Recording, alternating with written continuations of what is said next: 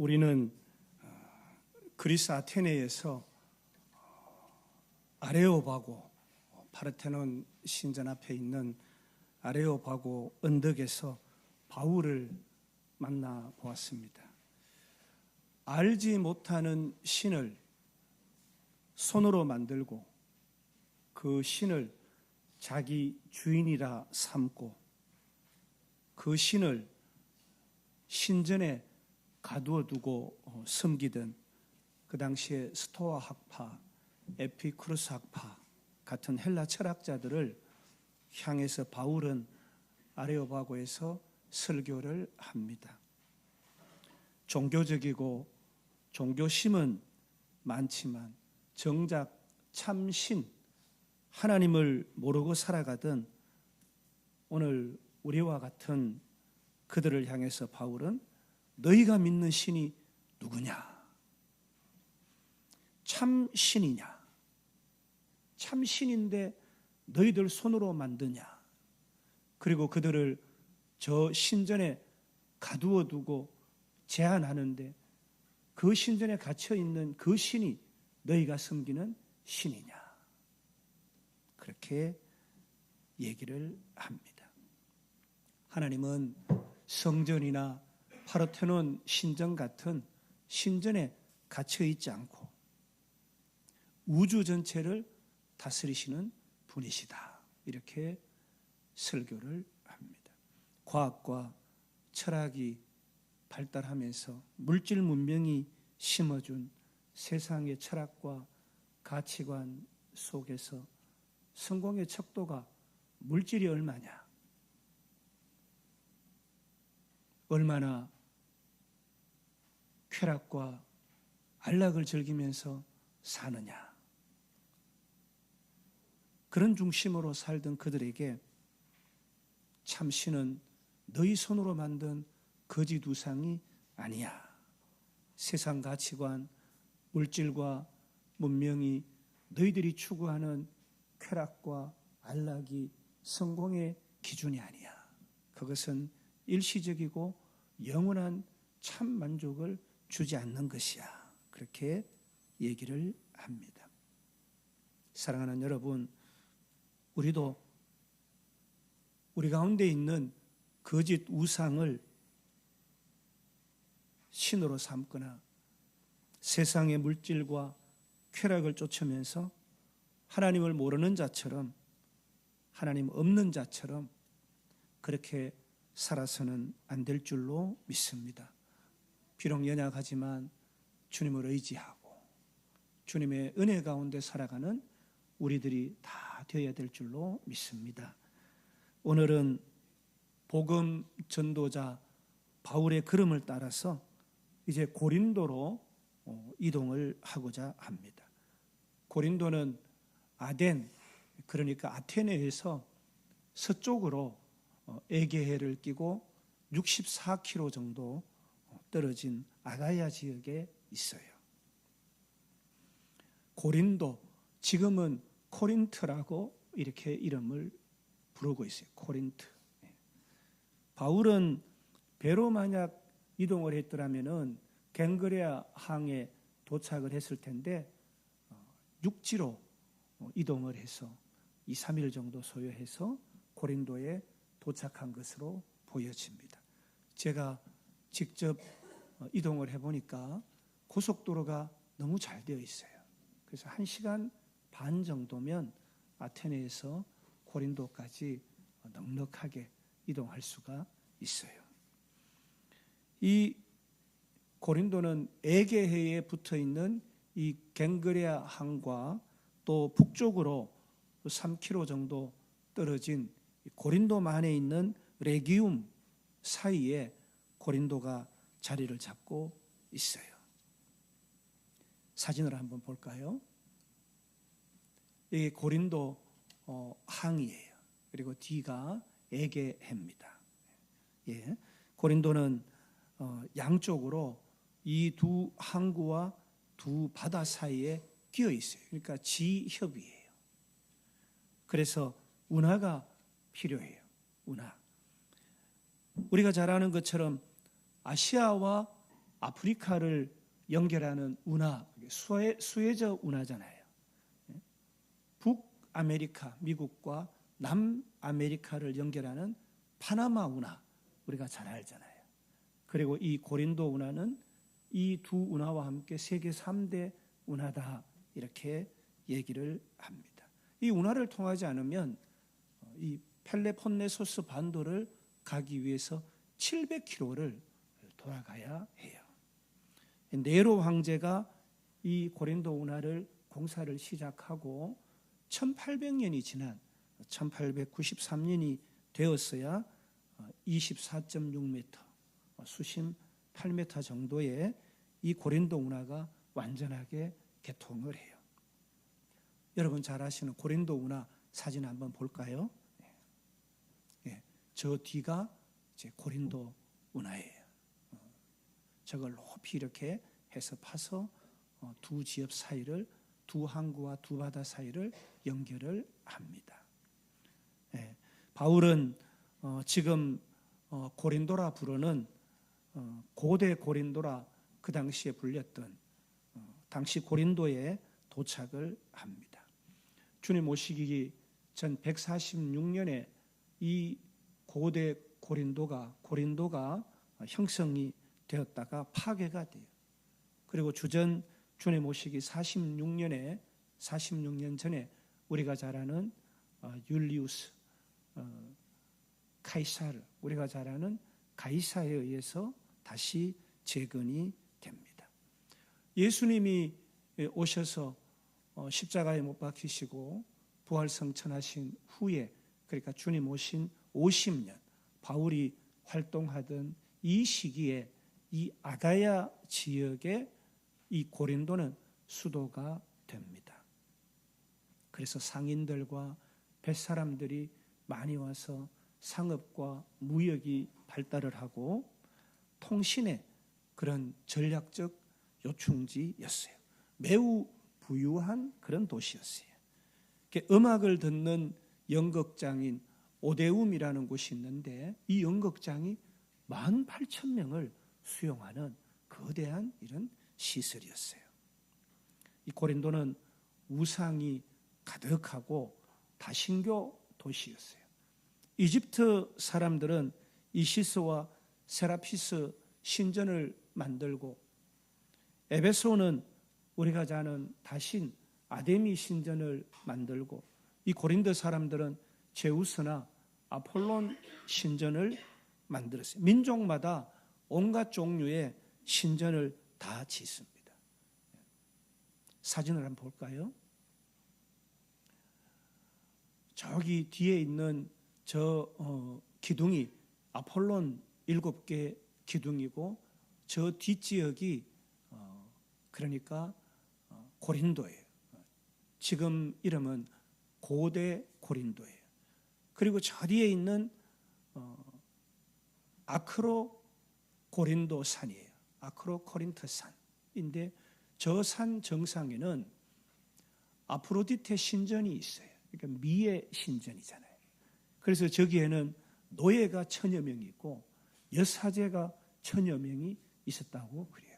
우리가 영화를 보면은 자주 등장하는 지역인데, 그래서 이 종교심이 있는 이 고린도 사람들은 저 아크로 코린트 산에 자기 딸의 처녀성을 저기다가 갖다 바쳤어요.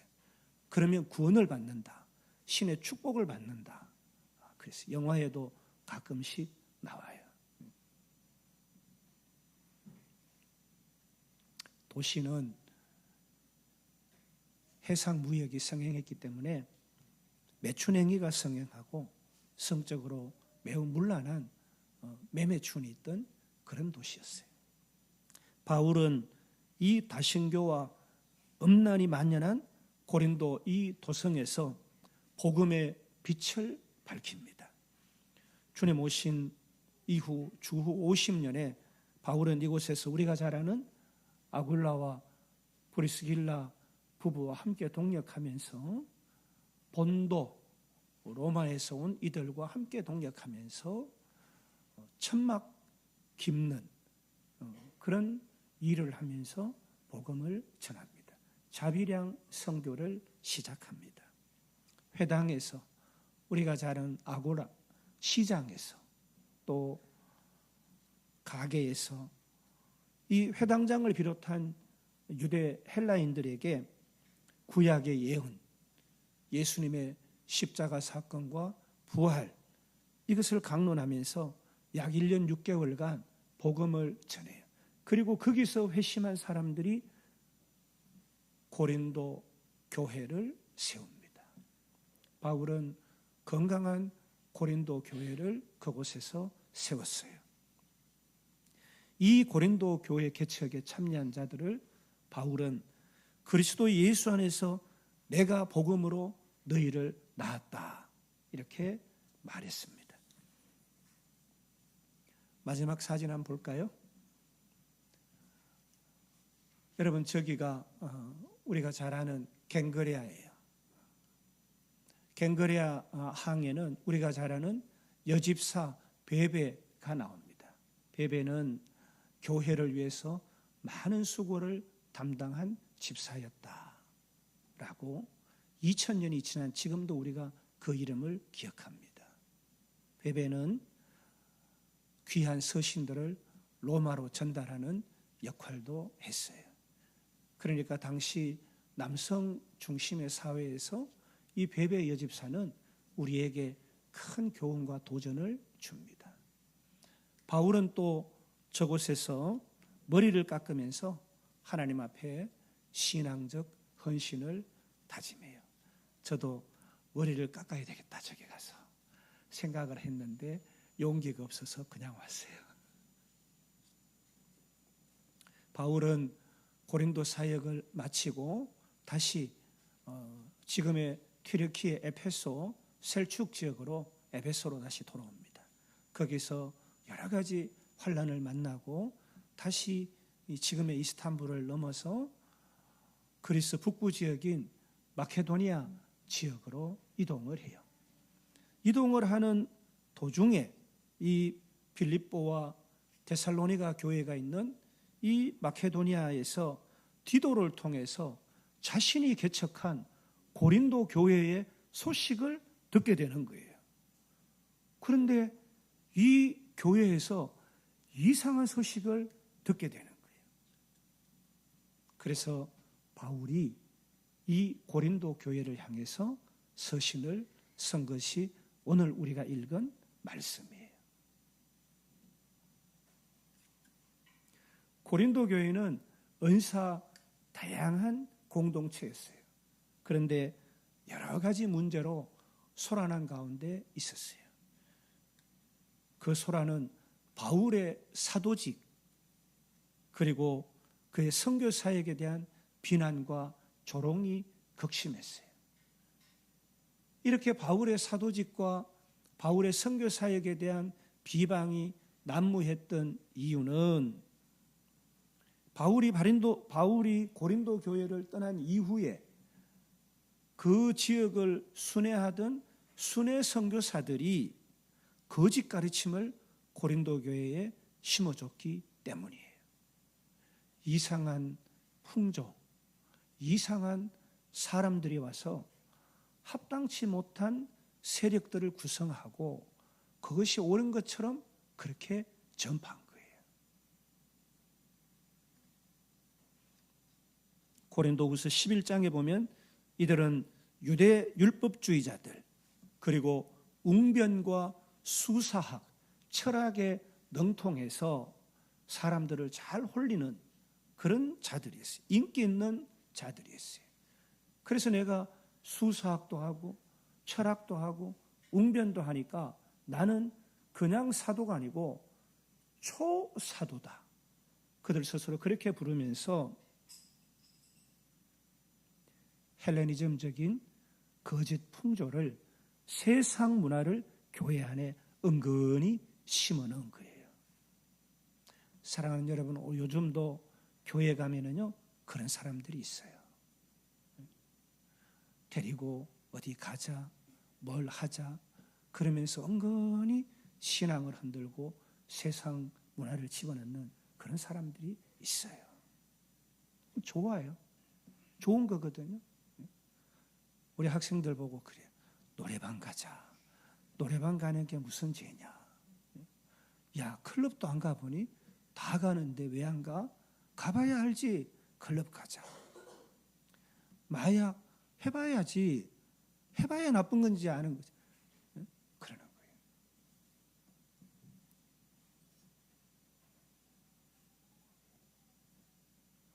바울은 베드로와 요한처럼 사도의 온전한 자격을 갖추지 못했다. 그래서 우리가 바울보다 훨씬 뛰어난 사역자다. 그렇게 얘기를 하는 거예요. 우리는 다른 교회가 보증하는 추천서도 여기 있잖아. 우리는 신비한 영적 경험을 많이 했어. 우리는 이스라엘 출신이고 예수님과도 좋은 관계 잘 알고 있는 사람이야. 우리는 교회에 강력한 영향력을 행사할 수 있어. 내가 빠지면 우르르 다 빠져. 나는 풍부한 재정 지원을 받을 수 있어. 그래서 교회 사역은 내가 기둥이야. 내가 빠지면 교회는 쓰러져. 바울은 이런 주장하는 거짓 사도들, 거짓 일꾼들을 향해서 신앙의 본질이 뭐냐? 그것을 논리정연하게 오늘 말씀을 통해서 가르치고 있어요. 사랑하는 여러분, 우리도 이 신앙의 본질을 제대로 배우고 교회가 무엇인지, 교회가 내 삶에 어떤 영향을 미치는지, 생명의 구원과 축복을 어떻게 해서 받게 되는지 이 본질, 세상이 알지도 줄 수도 없는 그것을 우리가 깨닫고 우리 삶에 적용하는 그런 은혜가 있어야 될 줄로 믿습니다. 바울은 너희들이 자랑하는 그 자랑은 마음과 상관이 없잖아. 외모고 외적이고 육적인 자랑이잖아. 너희들 자랑하는 거는 나는 실력이 있어. 나는 여기 보증서 추천서도 있어. 나는 돈도 많아. 내 후원자가 많아. 나는 예수님과도 관계된 자들 많이 알아. 나는 백이 있어.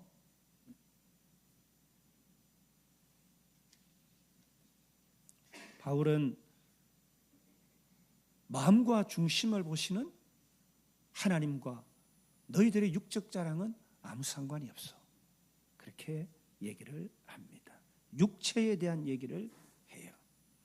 마음을 새롭게 하는 성령의 사역과도 그래서 상관이 너희들은 없어.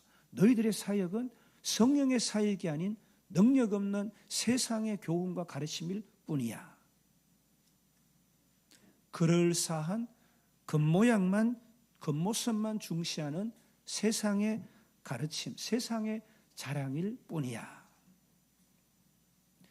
하나님과 그리스도의 몸된 교회 중심의 새 시대와 너희들의 자랑은 전혀 상관이 없고 너희들은 너희 중심적이고 옛 시대의 자랑만 늘어놓고 있을 뿐이다.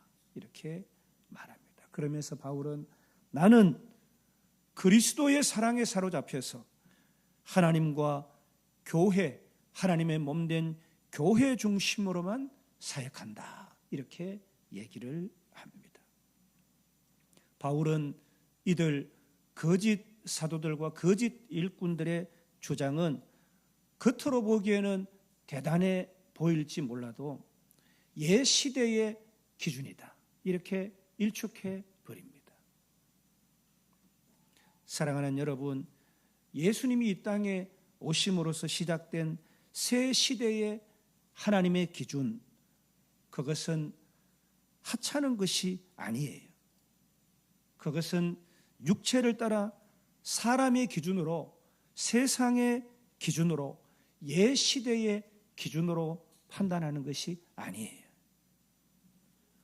세상 사람들은 교회를 모르기 때문에 하나님을 믿는 참 신자들의 권능이 무엇인지 모르기 때문에 그들의 생각과 그들의 가치관과 세상 기준으로 판단을 하는 거예요.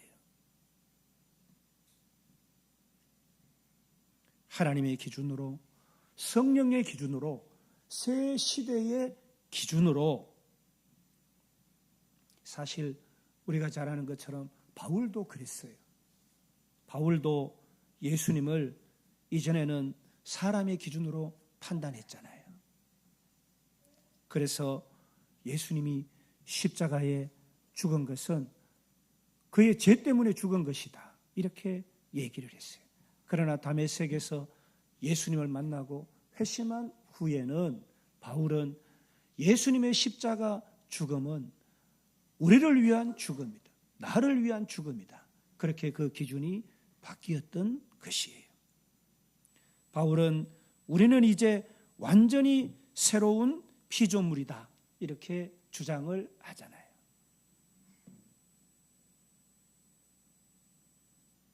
이 말씀은요, 이사야 43장 18절에 기록된 말씀이, 너희는 이전 일을 기억하지 말며 옛날 일을 생각하지 말라. 보라, 내가 새 일을 행하리니 이제 나타낼 것이라.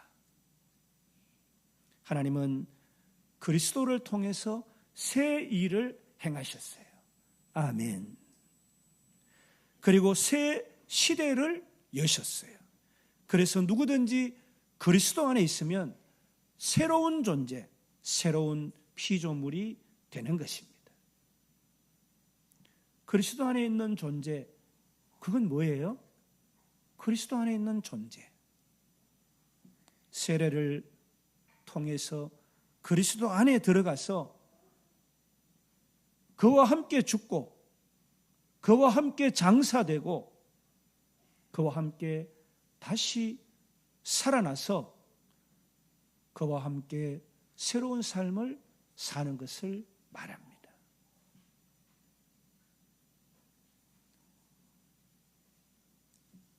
나는 죽고 그리스도가 내 안에 사는 사람, 그런 사람이 그리스도 안에 있는 피조물이에요.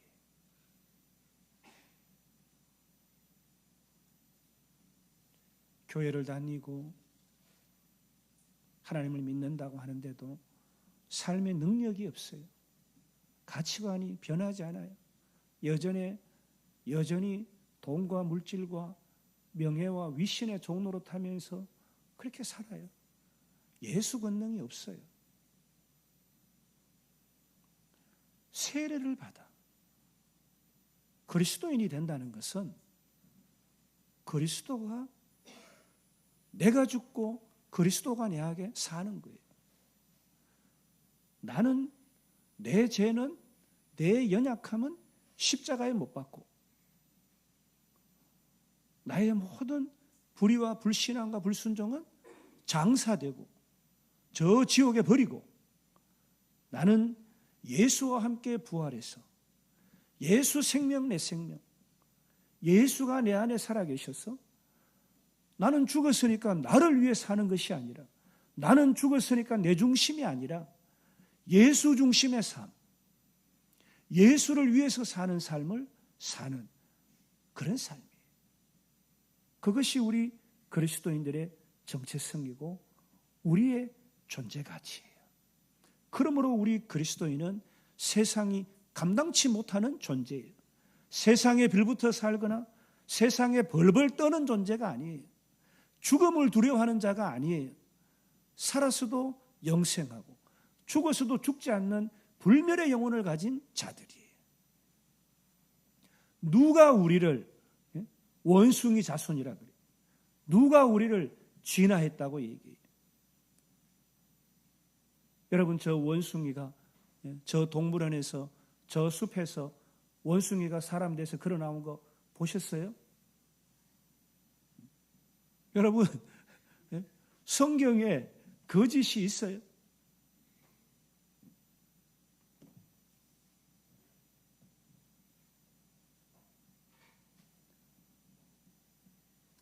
우리는 이 거짓 사도들 예배 시간에 유행가 부르고 박수 치면서 그거를 온 나라에 방송하고 온 세계에 알리고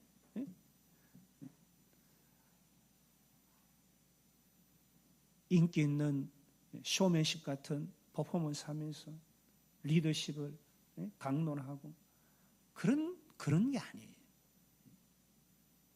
오직 예수, 오직 말씀을 바울처럼 강론해야 되는 거예요.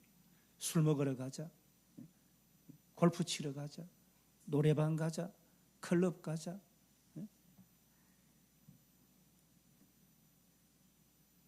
세력이 형성돼요. 그런 게 아니에요. 교회는 예수님이 통치하는, 그리고 주를 믿는 자들이 주를 위해 헌신하는 그런 곳이에요. 하나님을 선택한 오늘 이 자리에 함께 하신 신실하신 여러분들은 하나님의 권능 가운데, 하나님이 주시는 생명과 구원의 축복 가운데 넉넉한 권능으로 살아가시는 여러분 다 되시면 좋겠습니다.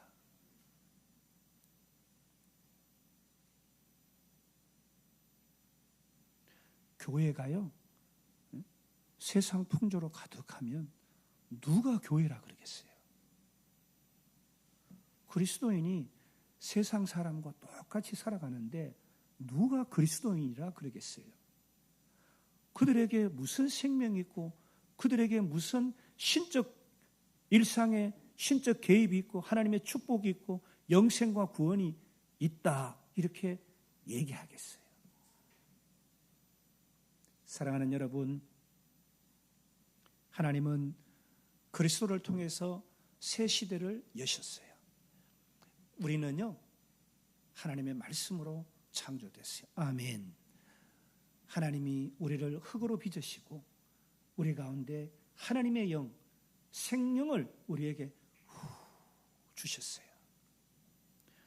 우리의 영혼이 떠나면 육체는 소진되고 다시 흙으로 돌아가요. 잘 자다가 하나님이 우리 영혼을 취하면 육체는 끝이 나는 거예요. 하나님이 하나님의 성품 형상대로 우리를 창조하셨는데 우리는 하나님의 뜻을 거스르는 불의한 자, 하나님의 거룩한 자녀인데 만물보다도 심히 부패하고 타락해서 죄 가운데, 부모의 죄 가운데 원죄를 가지고 태어나고 또 죄 가운데 허덕이며 살다가 죄로 심판받는 자리에 서게 되는 것이에요. 그러나 사랑이 많으신 하나님, 공의로우신 하나님이 하나님의 자녀된 우리를 깨끗하게 해주시기 위해서 죄 없으신 예수님을, 우리의 죄를 다 전가하셔서 예수님이 그 죄짐을 다 지시고 십자가에 못 박혀 피 흘려 돌아가신 거예요. 예수님의 그 못자국에는 우리의 죄가 있는 거예요. 예수님의 그 가시관에는 우리의 헛된 세상의 욕망이 거기에 있는 것이에요. 생명이 피에 있다 했잖아요. 예수님의 피 흘리심은 우리의 더러운 죄를 다 쏟아내신 거예요. 우리를 새 피로 수혈해 주신 거예요. 예수님은 우리의 죄가를 다 지셨기 때문에 세상 어떤 인생보다도 더 참담한 저 지옥에 끌려가셨어요. 예수님은 지옥에서 3일 만에 다시 부활 승천하셨어요. 지옥과 사단마귀 어둠의 세력을 멸하시고 승리를 하신 거예요. 우리는 그 주님으로 말미암아 이제 영생하는 존재가 된 거예요. 하나님께서 그의 사랑과 공의로 예수님을 통해서 우리의 죄를 다 속량해 주신, 속죄해 주신 그 은혜가 우리 가운데 있어야 되는 거예요. 아멘. 하나님께서 하나님의 자녀들과 다시 화해하고 화목하신 그 사건, 그 은혜를 우리는 기억해야 하는 것입니다. 그래서 성경은 하나님의 나라, 하나님의 집으로 죄 있는 우리 거룩하신 죄 없으신 하나님의 집으로 참여할 수가 없는 거예요. 그래서 예수님을 통해서 우리가 하나님의 나라로 회복되고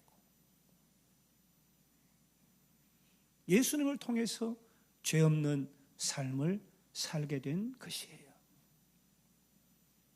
하나님께서 연 이 새 시대에 세례받고 주는 그리스도시요 살아계신 하나님의 아들입니다. 믿음에 고백한 우리들은 다 그의 나라의 성원이 되는 것이에요. 아멘. 사랑하는 여러분, 우리는 그리스도 안에 있는 존재예요. 나는 죽고 그리스도가 내 안에 있는 거예요.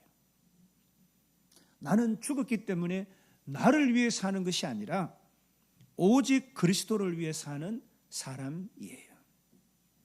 하나님이 예수님을 통해서 속죄와 화해의 사역을 이루시고 죄 많은 우리를, 우리 죄를 우리에게 돌리셔서 우리로 그 심판 가운데 멸망하도록 버려두지 아니하시고 죄 없으신 예수님이 우리를 대신해서 우리의 죄짐을 담당하신 그 속죄 사역, 죄 없는 의로운 자가 되어 하나님의 아들이라 불리워지고 다시 거룩한 존재가 되어서 거룩한 하나님의 나라의 성원으로 살아갈 수 있도록 허락하신 그 사랑,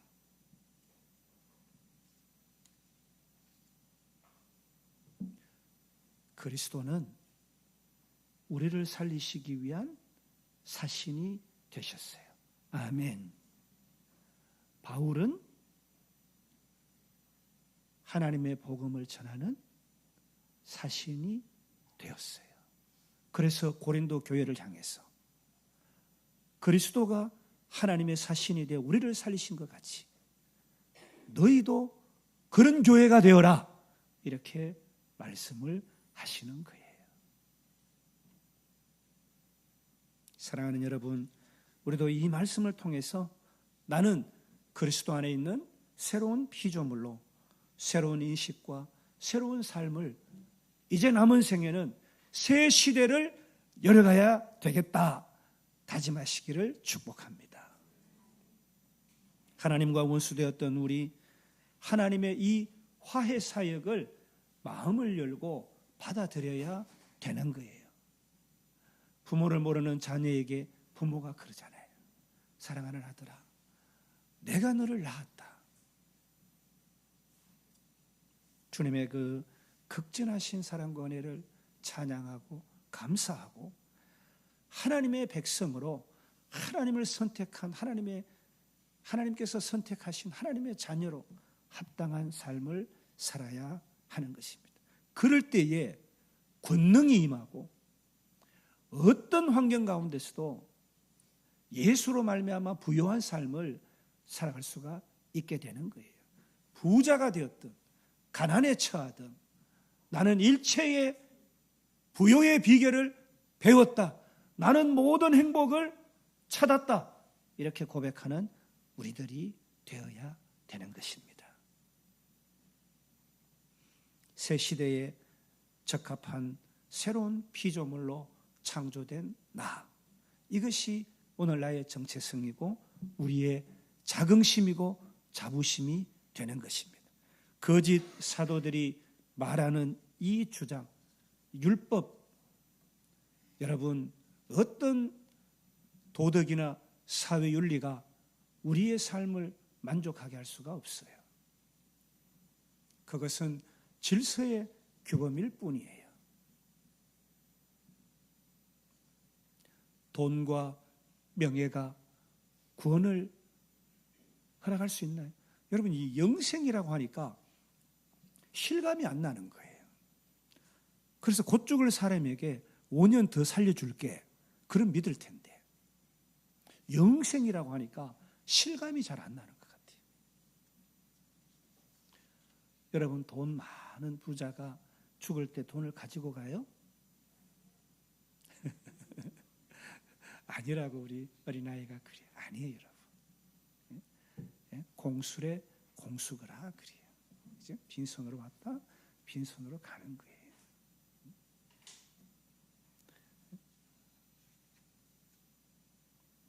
선을 열심히 행하면 구원을 받는다. 선과 죄를 대비하면 죄가 더 많은 거예요. 그런 선을 쫓아 사는 열심으로는 구원받을 수가 없어요. 구원으로 인도하는 것은, 생명으로 인도하는 것은, 우리를 복되게 하는 것은 오직 하나님, 그 하나님의 대속하신 사랑과 은혜예요. 아멘. 옛 세계, 그런 인식, 옛 자아, 옛 세계와 옛 자아가 죽은 그리스도의 부활과 함께 새롭게 피조된, 이제는 우리 중심이 아니라, 내 중심이 아니라 하나님 중심의 삶을 살아드리는 저와 여러분 다 되시면 좋겠습니다. 은혜의 하나님의 그 복음을 품고 사는 일상, 매일매일 매순간 가족과 친구들, 이웃에게 복음의 사신 대사가 되어서 사랑을 전하는, 생명을 전하는, 복음을 전하는, 그리고 담대하게 삶으로 증거하고 선포하면서 사는 그런 저와 여러분 다 되시기를 주님의 이름으로 축복합니다.